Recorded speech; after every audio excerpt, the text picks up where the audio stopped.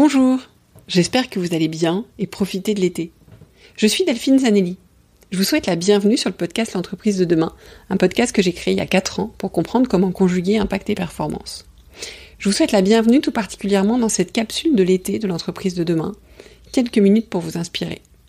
J'y échange avec des podcasteurs et podcastrices, des auditeurs et des auditrices, sur une conviction qu'ils ont souhaité partager par eux-mêmes. Donc c'est un format très différent d'habitude puisque je ne vais pas approcher des gens avec un sujet. Je leur ai dit, qu'est-ce que vous voulez partager avec nous ? Et vous verrez, c'est l'occasion de vous faire découvrir des podcasts, des personnalités et de varier les sujets parce que chacun est venu avec sa sensibilité. J'ai pris beaucoup de plaisir à échanger avec eux et je suis sûre que vous allez vous régaler. Je vous propose une deuxième chose cet été, sur Instagram uniquement, sur mon compte, @l'entreprise de demain, des petites vidéos très courtes d'inspiration, régulières, un peu au format du podcast Minute du lundi, qui sont des épisodes en fait pour s'inspirer sur une thématique et trouver des clés d'action. Ça va me permettre de partager un peu avec vous les inspirations que j'aurai dans l'été, avec mes lectures, l'écoute de podcasts, mais aussi ce que je vais écrire, ce que je vais pas mal écrire cet été, et du coup de vous faire réagir un petit peu en avant-première sur toutes les thématiques qu'on abordera dans la saison 4, dans l'année qui vient, sur le podcast. Donc ça, on peut se retrouver sur Instagram @l'entreprise de demain. Et autre chose qui est importante, comme vous faites quand même partie des auditeurs, je souhaite vous le dire un peu en avant-première, je vais organiser une rencontre des auditeurs et auditrices du podcast cet automne en physique à Paris. Par contre, je ne peux pas louer le Stade de France, donc comme les places vont être limitées, j'ai décidé de l'annoncer non pas sur le podcast en priorité, mais sur la newsletter. Pas de panique, la newsletter n'existe pas. Elle va démarrer début septembre, donc vous avez tout le temps de vous inscrire et je l'annoncerai plutôt dans le 2e numéro de la newsletter. Pour vous abonner, c'est sur www.l'entreprisededemain.com et vous allez en bas de la première page vous abonner à la newsletter. Mais pas de panique parce que je vous mets tout aussi dans les notes de l'épisode. C'est l'été, ça doit être simple. Dernière petite chose, comme c'est l'été, vous avez aussi un peu plus de temps. C'est l'occasion ou jamais de mettre une note sur ce podcast si les épisodes vous plaisent et des commentaires, que ce soit sur Apple Podcast ou sur Spotify. Ça m'aide énormément, c'est presque la condition de la survie du podcast, je plaisante pas. Et c'est aussi important pour les invités. Et sans invités, un podcast c'est un peu triste. Et les invités, je leur partage vos feedbacks et ils apprécient beaucoup. Donc, je compte sur vous pour tout ça et je vous souhaite une bonne écoute de l'épisode d'aujourd'hui. Bonjour Nicolas. Bonjour Delphine. Alors merci d'être là aujourd'hui avec moi pour cette série d'été. Nicolas, tu es un auditeur du podcast de longue date, je crois, enfin longue, je ne sais pas à quel point. De très longue date, je ne sais plus combien d'années. Très longue date. Oui, très longue date. Alors, écoute, dis-nous pourquoi est-ce que tu écoutes ce podcast et qu'est-ce que tu fais dans la vie ? Alors, pourquoi j'écoute le podcast ? J'ai découvert via Lalou les organisations libérées, on va dire, ou sans chef, parce qu'on peut tourner autour comme on veut, qui m'avait fortement intéressé. C'était il y a un moment. J'étais oui, ça fait quelques années. Et en m'intéressant à ce sujet-là, je suis tombé sur ton podcast que j'écoute depuis de nombreuses années, avec des exemples qui m'ont beaucoup marqué, surtout que je suis dans les montagnes et je connais bien la région de Cluse. Je me souviens d'un épisode sur les décolteurs où on n'imaginait pas du tout qu'ils allaient faire de la data science et de l'entreprise libérée. Donc ça m'avait je me souviens vraiment beaucoup de c'était l'interview avec ça y est, j'ai un trou. Il faisait de la bière aussi.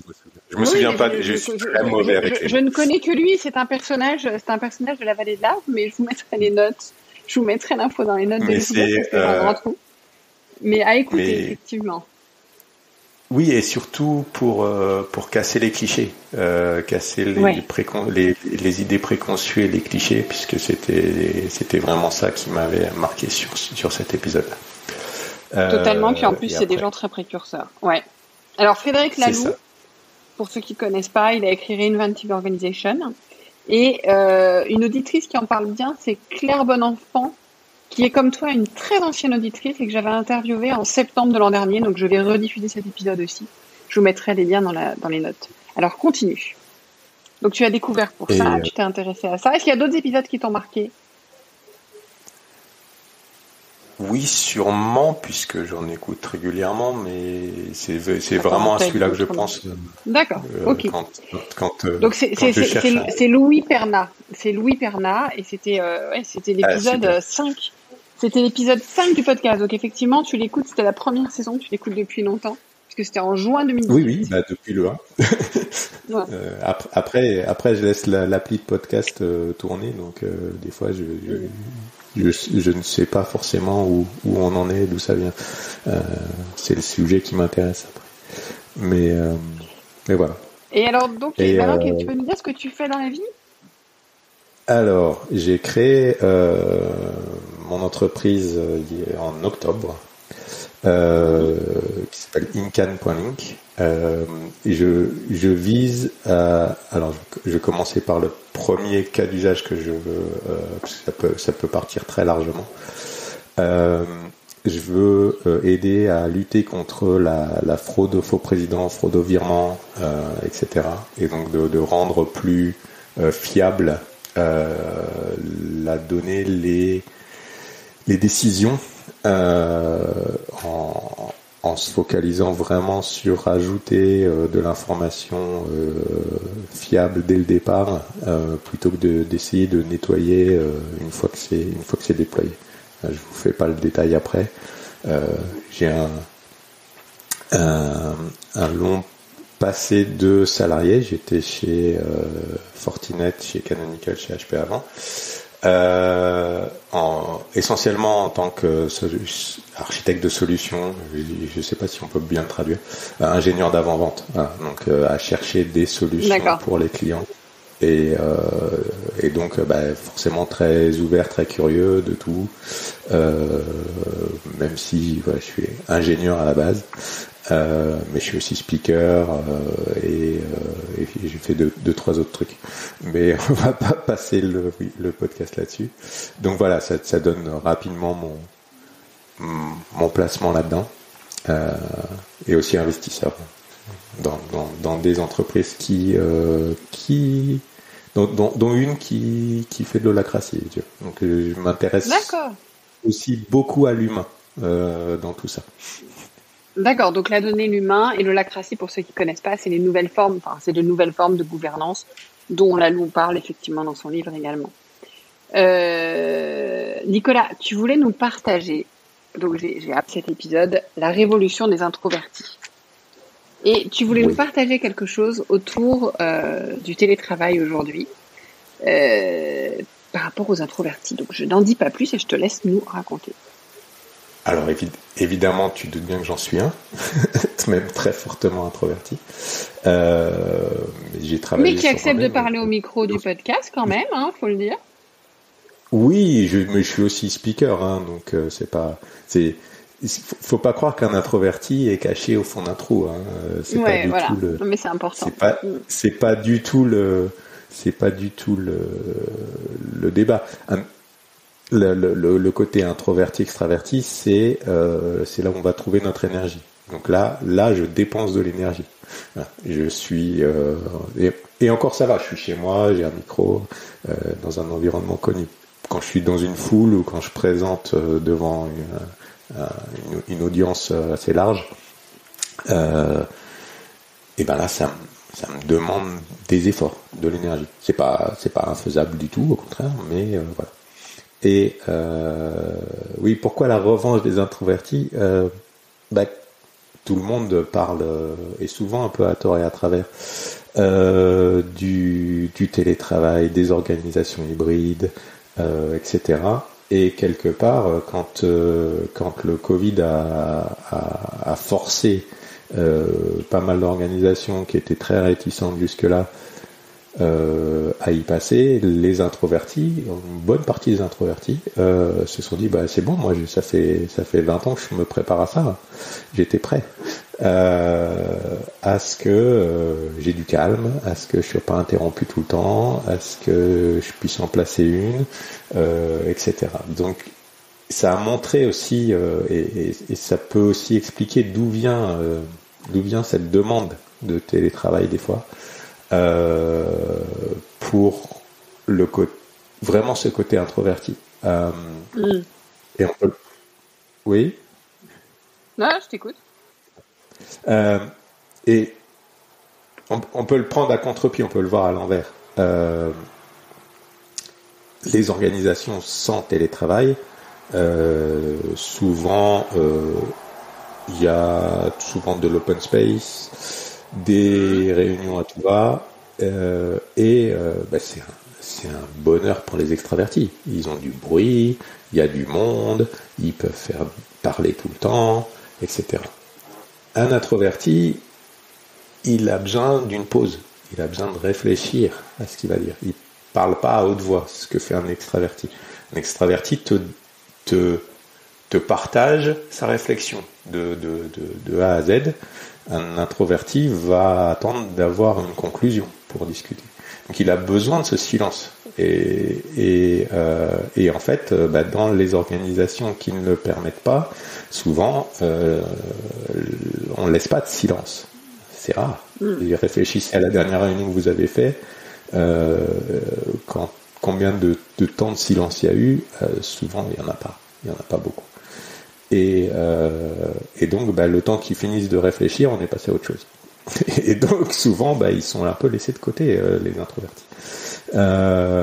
Et puis, comme c'est pas la culture, c'est de monopoliser, c'est de prendre la parole. Mais comme ils n'ont pas encore trouvé ce qu'ils allaient dire, c'est compliqué. Donc, il y en a qui développent des choses. Mais du coup, ils se retrouvent beaucoup plus à l'aise dans un télétravail où on peut, un télétravail voulu, on est bien d'accord, où on a, comme moi, j'ai un bureau, même si dans le côté un peu amusant, techniquement, comme j'ai créé mon entreprise et que je l'ai enregistré chez moi, je ne suis plus en télétravail, mais je suis toujours chez moi, j'ai toujours mon bureau, je suis toujours au même endroit. Mais voilà. Le fait d'avoir, il y a ce côté confort quand même, qui est important. Quand tu es dans un 10 mètres carrés quelque part, étudiant sur ton premier boulot, c'est sûr que le télétravail c'est pas joyeux, quoi. Donc faut bien tout balancer dans tous les sens, mais d'avoir du temps sans interruption, au calme, pour pouvoir réfléchir. C'est très très important pour les introvertis. Donc ce sera probablement eux qui vont être le plus demandeurs, mais souvent un peu timides, donc ils vont demander pas très fort. C'est intéressant de tendre l'oreille, et d'attendre que le temps de silence soit passé. Au final, ce qui est intéressant, c'est de se poser la question autour de nous, qui est plutôt introverti. Tu as quand même donné pas mal de critères pour comprendre. Ils puisent leur énergie plutôt en étant dans le calme. Ils ont besoin de calme, de moments de silence, de moments de réflexion. C'est pas les premiers à prendre la parole puisqu'ils ont besoin d'un temps de réflexion. Donc se dire qui sont les introvertis et de regarder quelle est leur demande de télétravail. Et peut-être plus de se questionner par rapport à comment est-ce que je profite du télétravail pour leur offrir un cadre, si tant est qu'il y ait le bon cadre chez eux pour travailler, qui leur permette de pouvoir être au calme. Ce que je trouve intéressant aussi dans ce que tu dis, c'est que c'est aussi valable quand on fait des réunions en physique, c'est-à-dire cette réflexion de se dire qui dans mon équipe est introverti et comment je m'assure de lui créer les conditions pour qu'il puisse s'exprimer, donc les conditions de ses silences, etc. Donc c'est à la fois comment je crée les conditions d'un bon travail en lui permettant de travailler au calme, donc à distance, etc. et de prendre le temps de sa réflexion, et aussi dans la réunion. Et donc, je trouve intéressant parce que tu nous amènes à regarder la question du télétravail sous un angle différent, qui est pas de dire est-ce que c'est bien, combien de jours il faut, etc., mais de dire qui dans mon équipe fonctionne comment, et à partir de là, quelle est l'organisation idéale qui va respecter les besoins de chacun. En adoptant une organisation quand même pour tout le monde, parce qu'on peut pas non plus faire des cas, mais en ayant cette réflexion et en intégrant cette donnée de l'introverti. Absolument. Écoute, est-ce qu'il y a quelque chose que tu voulais rajouter là-dessus, Nicolas, avant qu'on conclue? En fait, alors moi j'ai fait plus de 10 ans de télétravail et de semi-télétravail avant. Il y a des gens comme moi. On peut expliquer, on peut discuter, on peut partager. Parce que je vois énormément de discussions autour de ce sujet-là, sur combien de jours, de machin, de quelque chose de très très structurel, presque industriel, et poussé par des problématiques de contrôle, de légal, de tout ça. Ça marche pas du tout. Si tu veux faire du télétravail, ça ne peut être basé que sur de la confiance, et pour aller encore un cran plus loin dans les côtés bénéfices, il faut essayer d'être asynchrone, de faire le moins de réunions possible, de faire des réunions que quand c'est absolument nécessaire. Et ça veut pas dire qu'il faut pas en faire. Il y a cette espèce de binarité permanente. C'est tout bien ou c'est tout pas bien. Non, c'est bien pour certains trucs, c'est pas bien pour d'autres. Et le mieux, c'est aux gens d'essayer. Ils essayent, ils reviennent, ils discutent, ils voient si c'était bien, pas bien, si ça marche pas. C'est au groupe de s'organiser autour de tout ça. Mais imagine des gens qui peuvent aller chercher leurs enfants à l'école, passer une demi-heure avec, qui sont contents, détendus, qui ont réussi à faire ça, et j'en connaissais qui faisaient ça, qui allaient les chercher puis qui retravaillaient un peu de chez eux derrière, et qui faisaient des tâches pour lesquelles ils avaient besoin de calme à ce moment-là, parce qu'ils étaient chez eux, ils avaient du calme. Et qui étaient au bureau la journée, mais qui partaient plus tôt, ils pouvaient voir leurs enfants, donc ils pouvaient tout faire. Ils pouvaient échanger avec leurs collègues quand il y en avait besoin, ils pouvaient aller voir leurs enfants, et ils pouvaient retravailler derrière sur des choses un peu plus l'écrit, un peu plus ce côté réflexion. Et juste des fois sur les mesures. J'ai plus l'étude en tête, mais je crois qu'en moyenne, on est interrompu toutes les 12 minutes quand on est dans l'entreprise. Et tous les workshops que j'ai pu faire d'innovation, faut réfléchir au moins 20 minutes. Voilà. Ça marche pas. C'est-à-dire, quand tu dis faut réfléchir au moins 20 minutes, faut réfléchir au moins 20 minutes pour avoir...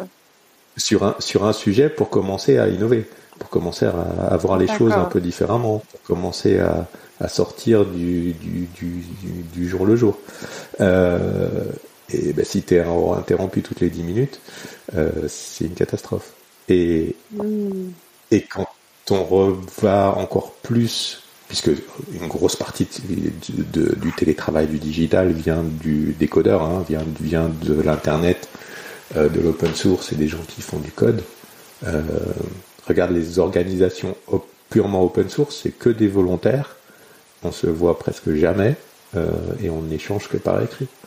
Je dis pas que c'est parfait, mais ça marche.